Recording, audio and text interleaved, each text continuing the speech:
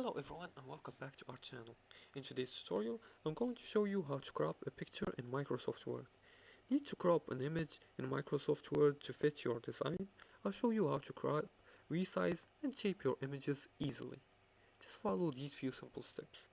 Now, as usual, we're gonna create our new document in Microsoft Word. And to do that, just click on File and then click on New and then select Blank Document. Now here, we're gonna go to the insert section and we're gonna choose picture and we're gonna choose where we want to insert the picture from. You can insert the picture from this device, stock images or online picture. For this tutorial, I'm gonna use this stock image right here.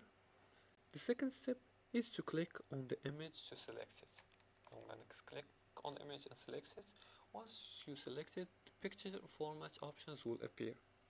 From here, use the crop tool. Now after you click picture formats, choose crop.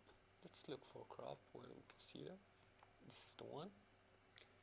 And drag the black crop handles to adjust the image. As you can see here.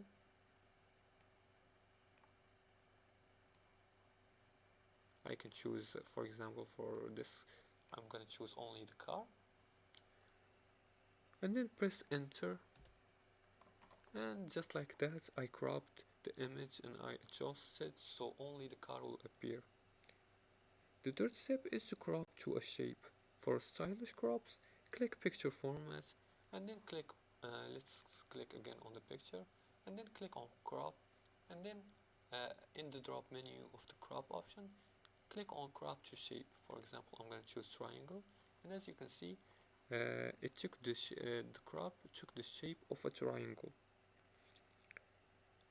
You can select a circle, star or any shape for creative cropping. The fourth and final step is to adjust and save. Now after resizing the cropped image, using the corner handles, save the document to keep the changes. And also make sure you use the aspect ratio cropping to keep the images proportionate and use recessed pictures if you want to undo the cropping.